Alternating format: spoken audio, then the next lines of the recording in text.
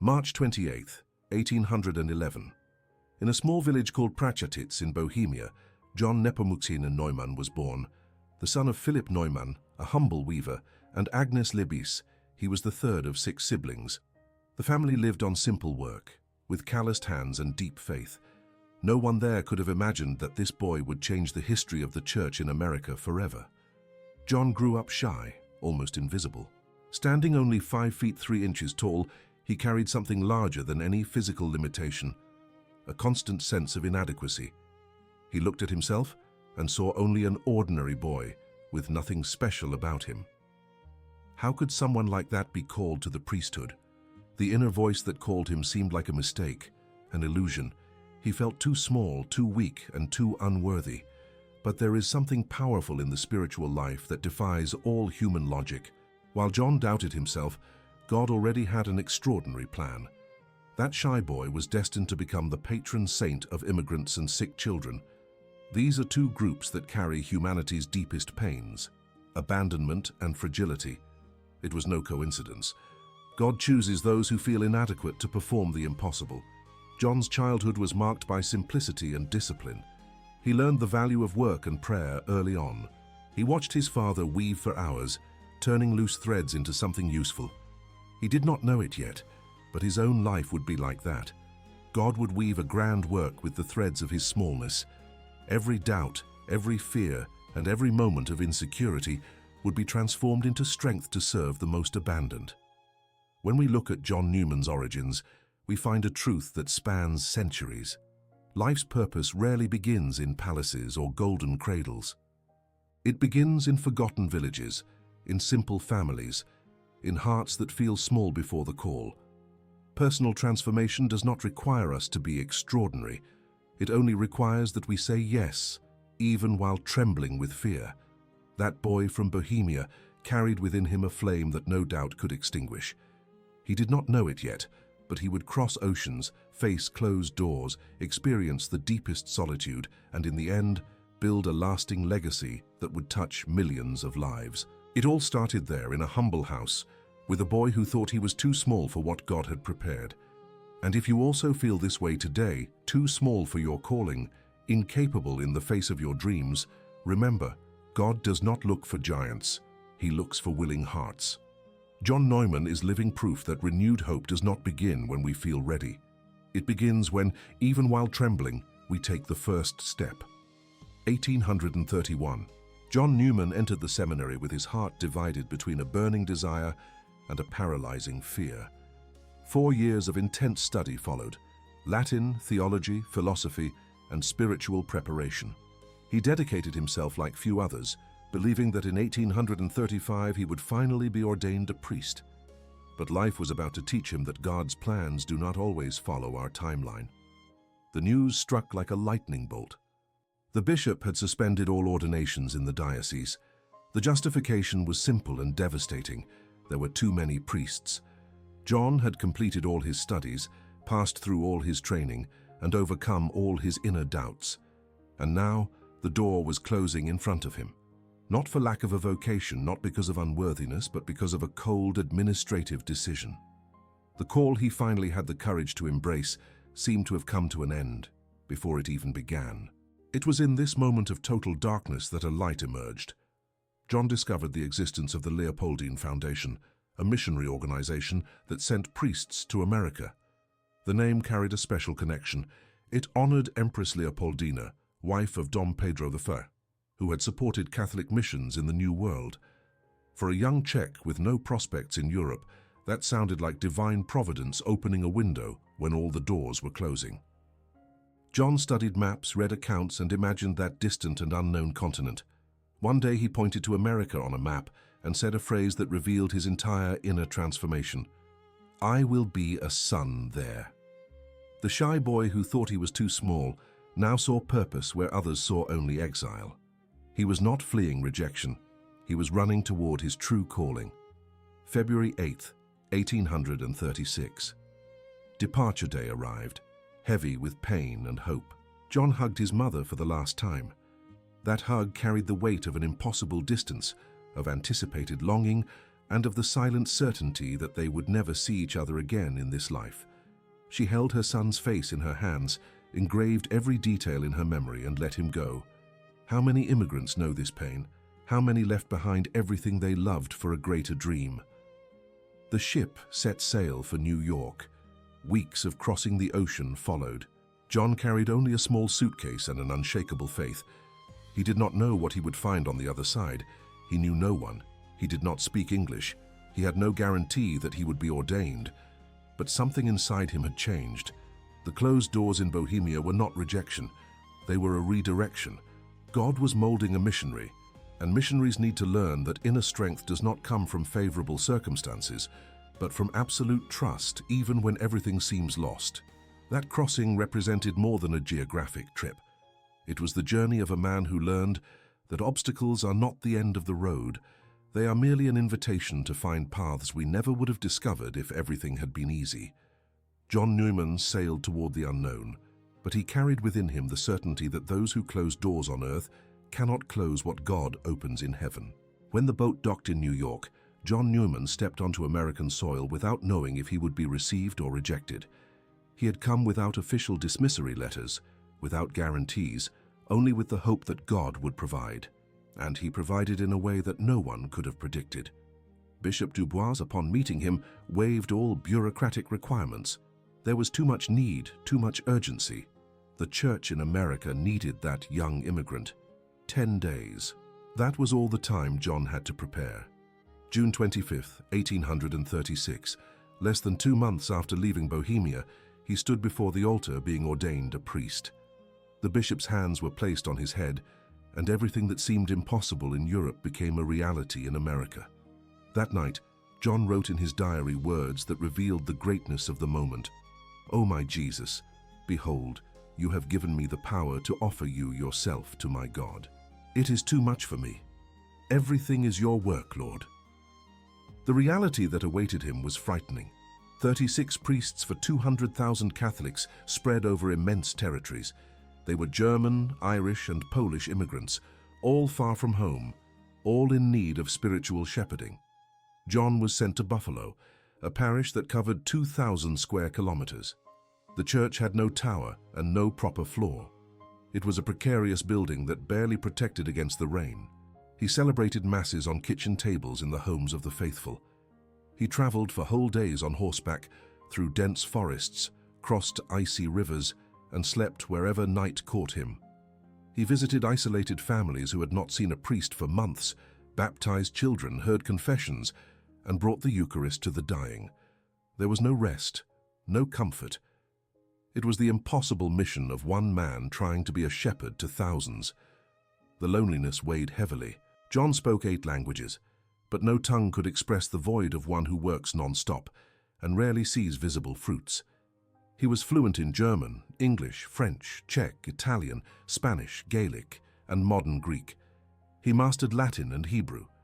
This gift allowed him to reach every immigrant in their own language, bringing comfort amidst their uprooting. But who comforted the shepherd? Letters home took months.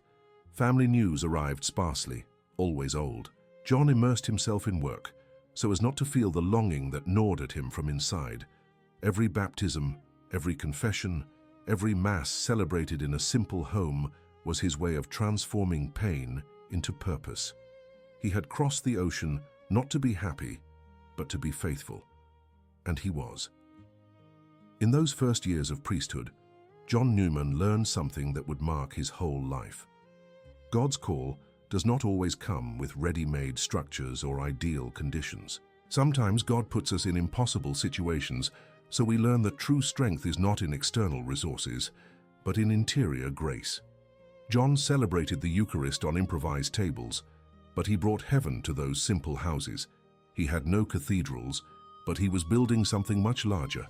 He was planting faith in barren land, and that seed would germinate for generations.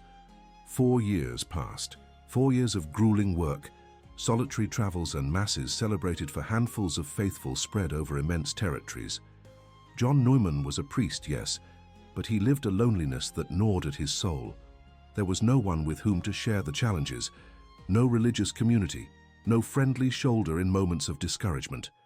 It was just him, his horse, and the endless roads of the American frontier. For 3 long years, John had no news from his family. Nothing. The silence crossed the ocean like an unbridgeable abyss.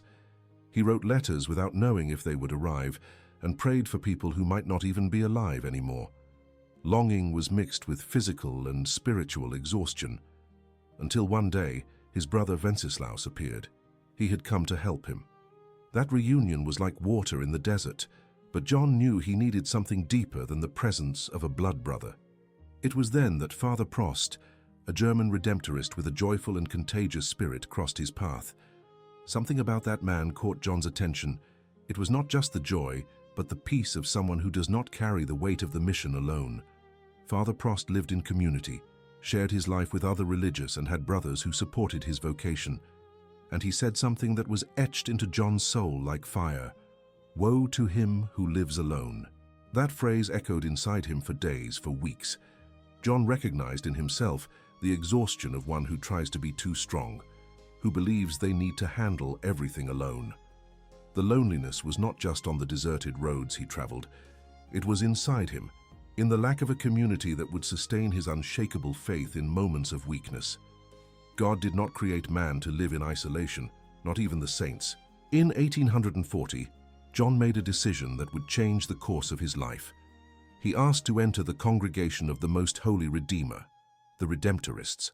It was not easy to leave his solitary missionary work, but he understood that to serve better, he needed to be sustained by a community. On January 16, 1842, in Baltimore, John Neumann made his religious profession. He became the first Redemptorist in North America. This choice revealed a profound wisdom about spiritual life. John discovered that inner strength does not mean self-sufficiency. It means knowing how to recognize when we need others to continue. Personal transformation does not happen in heroic isolation. It happens in community, in sharing, and in the vulnerability of admitting that alone we are not enough. He had learned 8 languages to reach others, but now he was learning the hardest language, the language of asking for help. As a Redemptorist, John found not only support but renewed purpose. The congregation provided structure for his missionary zeal and channeled his energy toward more sustainable work. He would continue serving immigrants and being a shepherd to the abandoned, but now he had brothers by his side. The impossible mission began to become possible because John had understood something essential. God does not call us to be solitary heroes. He calls us to be part of something larger, where our weakness finds strength in community and our loneliness is transformed into communion. As a Redemptorist, John Neumann worked intensely in Baltimore and Pittsburgh, preaching parish missions and serving immigrant communities. His ability to speak so many languages made him a living bridge between different cultures. He understood the pain of uprooting because he had lived it. He knew what it was to leave everything behind, start from scratch, and feel like a stranger in a strange land. Because of this, he touched hearts in a way that few could. In 1847, when he was only 36 years old, John was elected superior or visitor of the Redemptorists in the United States. It was an enormous responsibility.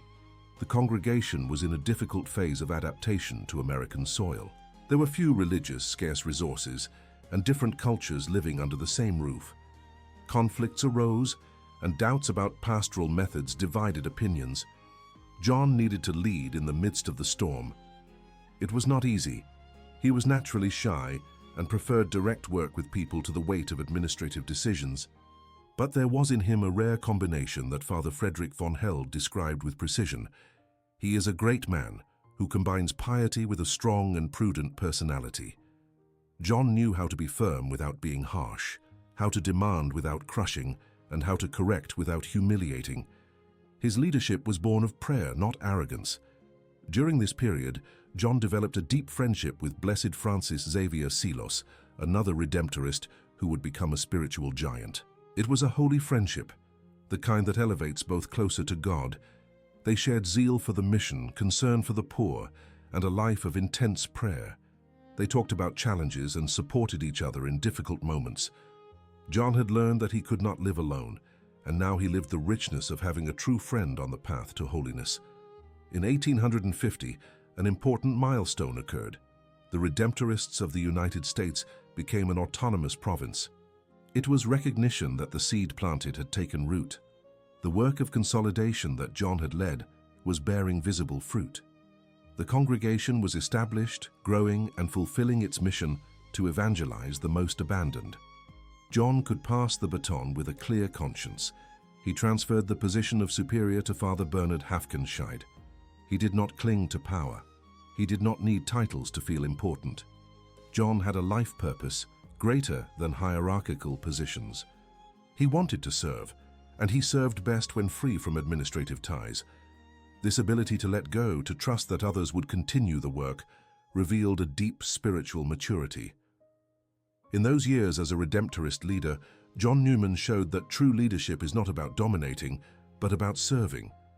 It is not about imposing oneself, but about inspiring. He guided the congregation through turbulent waters, not by force of personality, but by force of example. He prayed more than anyone, worked more than anyone, and gave of himself more than anyone. And when the time came to pass leadership on, he did so with the same humility with which he had assumed it. The storm had passed, the foundation was solid, and John was ready for the next chapter God would write in his life. 1851. Brother Athanasius had a vision that left him disturbed. He saw John Neumann dressed in episcopal insignia, vested like a bishop. He ran to tell John himself, believing that God had revealed something important. The response was immediate and sharp. "Tell the good brother that if he is not already crazy, he should pray hard to God that he does not reach such a point." John could not imagine anything more absurd. He, a bishop, the man who barely found himself worthy of the priesthood? But God has a peculiar sense of humor. In 1852, at only 41 years old, John Neumann was named the 4th Bishop of Philadelphia. The news fell on him like a crushing weight. He tried to refuse, argued his unworthiness, and listed reasons why others would be more suitable. It did no good. Rome had decided and John had to accept. He chose as his episcopal motto a phrase that revealed his heart. Passio Christi comforta me. Passion of Christ, comfort me. The diocese he received was immense and growing at a dizzying pace. Thousands of Catholic immigrants arrived monthly, fleeing famine in Ireland, persecution in Germany, and poverty in Italy. They were desperate, uprooted people needing spiritual welcoming in a country that frequently rejected them. John knew this pain firsthand. He too had been an immigrant. He too had felt the weight of starting over in a foreign land. But there was a problem greater than the scarcity of resources or the vastness of the territory. America was gripped by aggressive Protestantism and violent anti-Catholicism. Catholic churches were burned, priests were threatened, and Catholics were discriminated against in jobs and schools. Hostile demonstrations took place in the streets. Defamatory pamphlets circulated freely. To be a Catholic in Philadelphia in 1850 meant facing daily resistance. John assumed the episcopacy knowing he would be a target of attacks, and he was. Newspapers ridiculed him, cartoons caricatured him, and Protestant preachers denounced him from pulpits. He was small in stature, had a foreign accent, and did not possess the sweeping eloquence of other bishops. He was the perfect target for mockery, but there was an inner strength in him that no hostility could shake. He did not respond to attacks with anger. He responded with work. While others spent energy on controversies, John invested in building. While voices shouted against the church, he silently built schools, erected churches, trained priests, and visited the sick. His response to persecution was not confrontation, but witness. Every work completed, every child educated, and every family welcomed was the best possible apologetic. The enemies of the church made noise, but John made history. If you also face resistance for living your faith, share it in the comments. You are not alone. John Neumann teaches us that true courage is not in winning debates, but in remaining faithful when everything conspires against you. He accepted the episcopacy trembling with fear, but trusting that the passion of Christ would be his comfort. And it was. The reluctant bishop would become one of the greatest builders of the church in America, not despite the opposition, but through it. John Neumann looked at the Catholic children of Philadelphia and saw a future at risk. They attended public schools where the Protestant Bible was mandatory reading, where the Catholic faith was ridiculed, and where teachers openly mocked their beliefs. Immigrant parents worked from sunup to sundown to survive, and came home finding that their children were being torn away from the faith. It was a silent pain that lacerated entire families. John's response was revolutionary. He created the first diocesan system of Catholic schools in the United States. His motto was simple and powerful: a church, and next to it, a parish school. Every community should have not just a place to celebrate the Eucharist, but a space to educate children in the faith. When he took over the episcopacy, there were only 2 Catholic schools in the diocese. When he finished his work, there were 100. But where would the teachers come from? John thought strategically. With the guidance of Pope Pius IX himself, he founded the Congregation of the Sisters of the Third Order of St. Francis, specifically for teaching. They were dedicated women who understood the mission of educating not just the mind, but the heart. They taught math and grammar, but they also transmitted values, formed character, and planted seeds of faith that would bear fruit for generations. John was not just an administrator, he was an educator. He wrote 2 catechisms adapted to the American reality, produced a Bible history for schools in 1849, and published articles on Catholic pedagogy. He understood that the battle for the future of the Church would not be won in sophisticated theological debates, but in classrooms where children learned who they were and what they believed. Catholic schools became refuges. There, the children of Irish, German, Italian, and Polish immigrants studied without fear of mockery. They learned in environments where their faith was respected, where their foreign last names were not a cause for shame, and where they could be fully who they were. John was building more than school buildings. He was building identity, belonging, and renewed hope for a generation living between 2 worlds. The impact was profound and lasting. Those schools formed generations of American Catholics who maintained the faith amidst a hostile environment. Many bishops, priests, and religious who led the Church in the following decades had been educated in the system John created. He was planting seeds whose fruits he would see only in heaven, but he planted with the certainty of one who trusts in divine providence. Parents and educators, leave a comment. What is the biggest challenge of passing on the faith to children today? John Neumann shows us that educating in the faith requires investment, sacrifice, and long-term vision.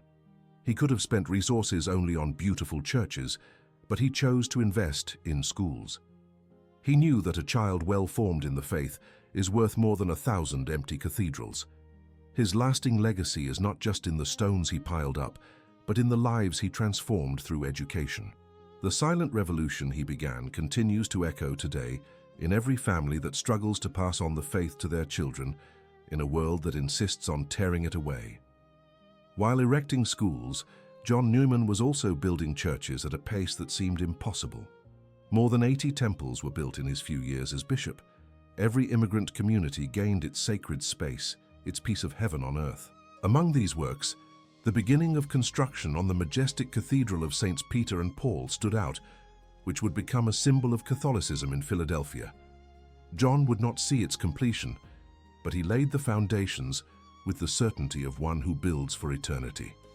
In a letter to his father in 1857, John wrote almost in passing, "This summer, 20 new churches were built." 20 churches in one summer. He reported this with the naturalness of someone commenting on the weather. There was no vainglory, no search for recognition. He was just a shepherd taking care of the flock, ensuring that every sheep had a place to meet Jesus in the Eucharist. But John knew that building structures was not enough. It was necessary to nourish the spiritual life of the faithful. It was he who introduced the 40 hours devotion to North America for the first time. For 40 consecutive hours, the Eucharist was exposed for continuous adoration. Shifts of the faithful took turns day and night before the Blessed Sacrament. It was a silent revolution in the prayer life of the communities. This Eucharistic devotion was born from a deep mystical experience John had. One day, while praying, a candle burned papers on his desk, but the letters remained intact. They were not destroyed by the fire. He heard a clear inner voice about the importance of the Eucharist. That sign marked his soul. John understood that his mission was not just to build stone walls, but to build bridges between heaven and earth through Eucharistic adoration. Pastoral visitations were tireless. John traveled constantly through the immense diocese, visiting remote parishes, confirming children, consecrating churches, and encouraging tired priests. He had no rest. His small body carried a zeal that did not fit inside it. To help him with the vastness of the task, a coadjutor bishop was appointed, Father James Frederick Wood, his close friend. Help was necessary, but John continued on the front lines, unable to stop as long as there were souls to serve. Every church built was more than architecture. It was a refuge for immigrants who felt lost. It was a home for those who had left everything behind. It was the visible presence that God had not abandoned them in a foreign land. John understood this because he had lived that loneliness. Every altar consecrated was a promise. You are not alone. Here, before this Eucharist, you find the same Jesus your grandparents adored in your homeland. The combination was powerful. Solid buildings and a deep spiritual life. John did not build empty churches. He built living communities. He did not promote mechanical devotions. He promoted transformative encounters with Christ, present in the Eucharist. He was building the church in America, not just with bricks, but with unshakable faith, fervent adoration, and sacrificial love. Every church raised, every hour of adoration, and every pastoral visitation was a bridge being built between heaven and earth, between uprooted immigrants and the God who had never abandoned them. The invitation came directly from Rome. Pope Pius IX requested John Neumann's presence for the solemn promulgation of the dogma of the Immaculate Conception. It was an immense honor, a historical moment for the Church. Before departing, John wrote a moving pastoral letter about devotion to Our Lady, preparing the faithful to understand the greatness of that event. His name would be engraved on a commemorative tablet in St. Peter's Basilica, among the bishops present on that extraordinary day. But the trip to Europe had an even deeper and more personal meaning. For the first time in nearly 25 years, John would return to Bohemia. He would go home. His heart tightened just thinking about it. How many memories, how much time lost, how many changes. When he had left, he was a young seminarist with no prospects. Now he returned as a bishop, but he remained the same John, the son who never forgot his roots. The reunion with his father was one of the most emotional moments of his life. Philip Neumann was 80 years old, his face marked by time, his hands even more calloused by work. He hugged his bishop's son with what strength he had left. The whole village celebrated. The shy boy who had left on a boat toward the unknown returned transformed, but not changed in his essence. He was still humble. He was still the John they knew. The celebration was warm, full of tears and gratitude. In Rome, during the bishops' meetings, John proposed something important, that the Feast of the Immaculate Conception become a mandatory holiday in the whole church. He also fought for the founding of the American National Seminary in Rome, a project that would allow for training priests specifically for the needs of the church in the United States.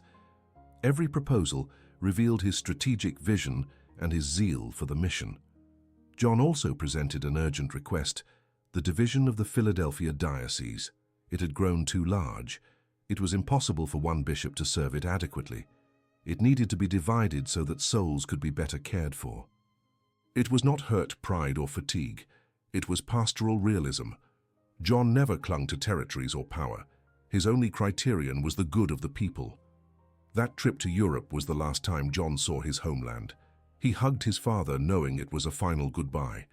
He visited childhood places, rekindled memories, and thanked God for everything. But his heart no longer belonged to those mountains of Bohemia. It belonged to America, to the immigrants who needed him, to the children who studied in the schools he founded, and to the faithful who adored in the churches he built. When the ship set off back to the United States, John looked one last time at the European coast, disappearing on the horizon. He was a complete pilgrim. He had left his homeland young and frightened, returned mature and fulfilled, and now returned to finish the mission God had entrusted to him. He did not know that few years remained. He did not know that he would soon be called to the ultimate homeland, but he was at peace. He had seen his father, participated in a historical moment of the church, and planted seeds that would bloom for centuries. The pilgrim's journey was coming to an end, but the legacy was only beginning. January 5th, 1860. It was just another workday for John Neumann. He left the house to resolve a diocesan matter, walking through the streets of Philadelphia as he did every day. Suddenly, without warning, he fell in the middle of the street. The passing was sudden, instantaneous. At 48 years old, the small bishop who judged himself unworthy gave his life to God. As St. Paul said in the second letter to Timothy, chapter 4, verse 8, "The crown of righteousness was reserved for him." The people affectionately called him the little bishop because of his short stature and humble way. But that small man had done gigantic things. He had built more than 80 churches, created 100 schools, introduced perpetual Eucharistic adoration, welcomed thousands of immigrants, and formed entire generations in the faith. All this in less than 8 years of episcopacy and 24 years of priesthood in America. Recognition of his holiness was not long in coming. On October 13, 1963, Pope Paul VI beatified him. 14 years later, on June 19, 1977, the same Pope canonized him before 30,000 people who crossed the ocean to be present. John Neumann became the first male saint of the United States, an honor that perfectly reflected his role as a pioneer and builder. The words of Paul VI at the canonization summarize his life.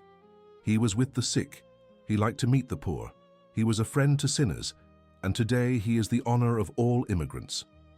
Every phrase touched an open wound of humanity. John had lived for those who needed it most, and now he continued interceding for them from heaven. Patron of immigrants and sick children, he deeply knew both pains. In 1979, Pope John Paul II visited St. John Neumann's tomb and offered a prayer that reveals the heart of every saint. "Jesus, for you I want to live, for you I want to die." This was exactly what John had done. He lived for Jesus in the poor, in immigrants, in children. He died serving until the very last moment. He did not ask for glory. He did not seek recognition.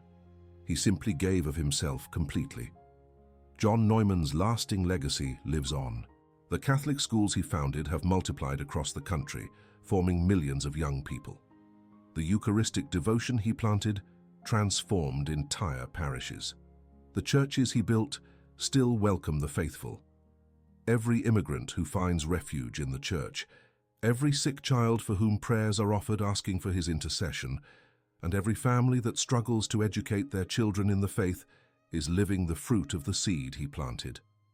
And now the question reaches you. What closed doors are blocking your way? What impossibles are paralyzing your faith? John Neumann teaches us that obstacles are not the end, they are God's redirection. He shows us that feeling small does not disqualify anyone, because God does not look for giants, He looks for willing hearts. He reminds us that personal transformation begins when, even while trembling, we take the first step. The sun that was born in that village in Bohemia never went out. It continues to shine in every life that opens to renewed hope, to the inner strength that comes from unshakable faith. St. John Neumann, patron of those who feel like strangers in this world, pray for us.